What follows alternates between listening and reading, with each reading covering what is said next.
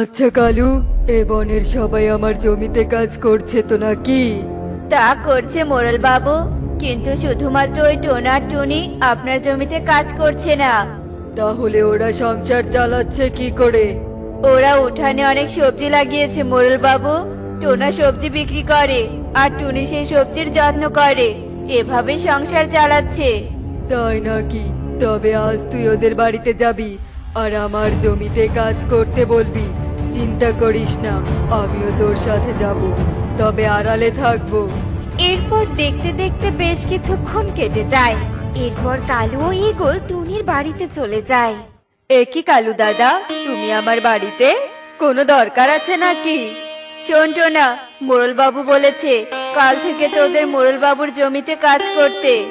না টোনা, তুমি কিছুতেই মোড়ল বাবুর জমিতে কাজ করতে রাজি হবে না, কারণ মোড়ল বাবু পরিশ্রমের তুলনায় টাকা কম দেয়।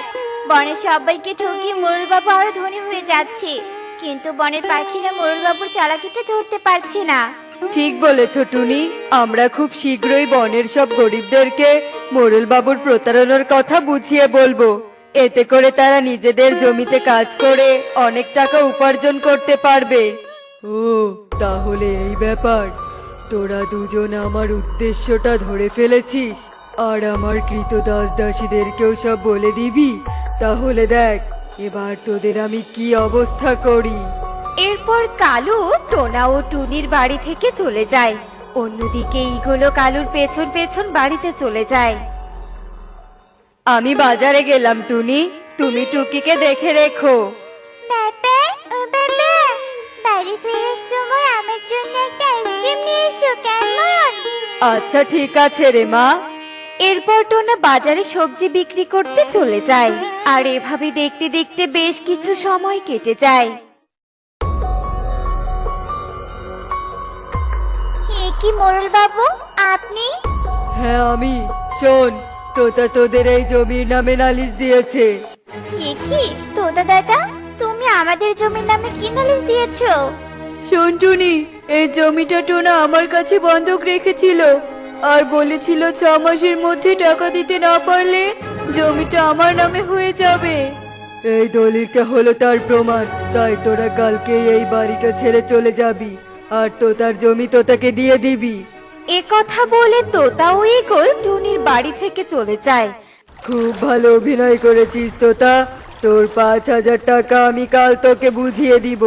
এবার তুই যা। এরপর তোতা সেখান থেকে চলে যায়। এবার বুঝবি টুনি, এই ঈগলের সাথে লড়াই করার পরিণতি কি হয়।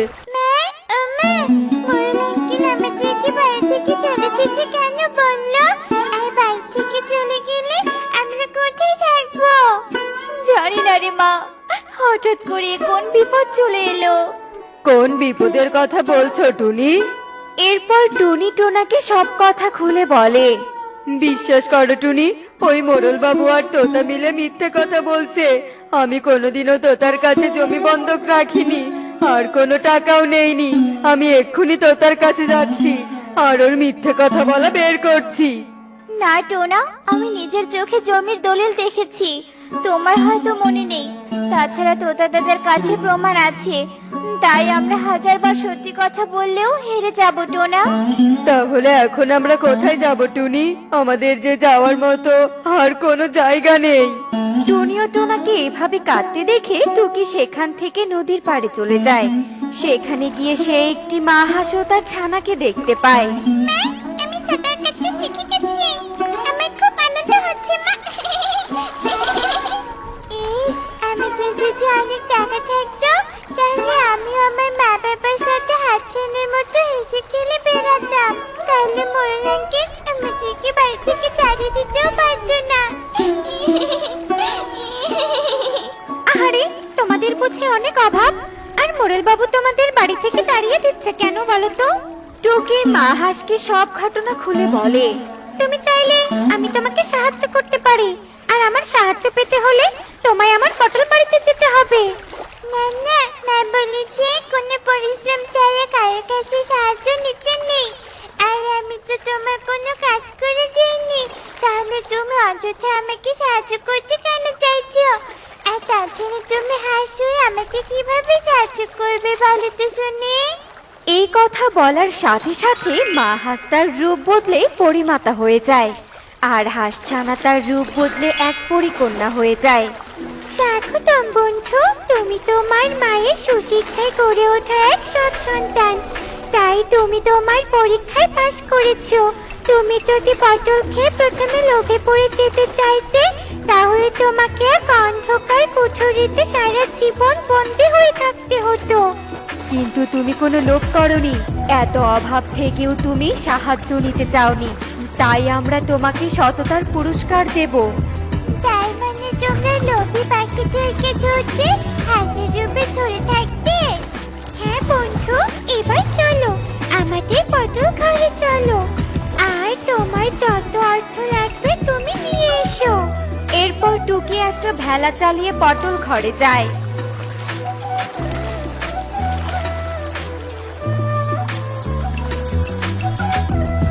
তোমাদেরকে অনেক ধন্যবাদ পরি, তোমরা আমাদের বিপদে আমাদেরকে অনেক উপকার করলে। এবার আমি এগুলো মা বাবাকে দিব, আর আবার নতুন জমি কিনে বাড়ি বানাবো। এরপর টুকি বাড়িতে চলে যায়। টুকির কাছে 2 কলসি স্বর্ণ দেখে টোনা ও টুনি অবাক হয়ে যায়। এ কি রে মা, এতগুলো স্বর্ণ তুই কোথা থেকে নিয়ে এলি? এরপর টুকি তার মা বাবাকে সব ঘটনা খুলে বলে। তুমি আসলে ঠিক কথাই বলতে, সততার পুরস্কার ঠিক একদিন পাওয়া যায়। এখন আর আমাদের বাড়ি আর খাওয়া নিয়ে কোনো চিন্তা করতে হবে না। পরের দিন সকালে টোনা ও টুনি তাদের বাড়ি ছেড়ে চলে যায় আর স্বর্ণ বিক্রি করে তারা অনেক ধনী হয়ে যায়। কি মোড়ল বাবু, আপনি আমাকে মাত্র 50 টাকা দিলেন কেন? আমার পাওয়া 5000 টাকা কবে দিবেন? আর টাকা না দিলে কিন্তু সত্যি কথাটা আমি সবাইকে বলে দিব। এই তোতা, তুই কোন সত্যের কথা বলছিস বলতো? ও কিছু না কবুতর, শোন তোতা, বেশি কথা বললে কিন্তু তোর অবস্থাও টোনার মতো হবে, বুঝেছিস? তাই নাকি? তবে সবাই শোনো, মোড়ল বাবু আমাকে 5000 টাকা দেবে বলে টোনা আর টুনিকে মিথ্যে কথা বলতে বলে, আর টোনার জমিটা নিজের করে নেওয়ার জন্য নকল একটা দলিল বানিয়ে আনে। এতে টোনার কোনো দোষ ছিল না। টোনা টুনি মোড়ল বাবুর কাজ করতে চায়নি বলে এরকম অন্যায় করে তাদেরকে ভিটে মাটি ছাড়া করেছে এই মোড়ল বাবু। সে মোড়ল বাবু, আমরা সবাই আপনাকে ভালো আর সৎ মনের পাখি বলে জানতাম, আর আপনি এত খারাপ। এই শোন তোরা, আজকে থেকে আমরা নিজেদের জমিতে কাজ করে সংসার চালাবো, এতে আমরা বেশি উপার্জন করতে পারবো, তবুও আমরা প্রতারকের কাজ করে দিব না। হ্যাঁ হ্যাঁ, চলো চলো। এরপর সবাই সেখান থেকে চলে যায় আর মোড়ল বাবু আফসোস করতে থাকে। অন্যকে ঠকানোর ফল আজ আমি পেলাম। আমার অহংকার আর জেদ আমাকে সবার সামনে খারাপ বানিয়ে দিল। এখন আমার ব্যবসা বন্ধ হয়ে গেল রে, বন্ধ হয়ে গেল। দেখলে তো বন্ধুরা, সৎ পথে চললে সততার পুরস্কার একদিন আমাদের ভাগ্য বদলে দিতে পারে। এমনই সব মজার মজার শিক্ষণীয় টুনি পাখির গল্প দেখতে আমাদের সাথেই থেকো। আর গল্পটি কেমন হয়েছে তা কমেন্টে জানাতে ভুলো না কিন্তু। Bye bye.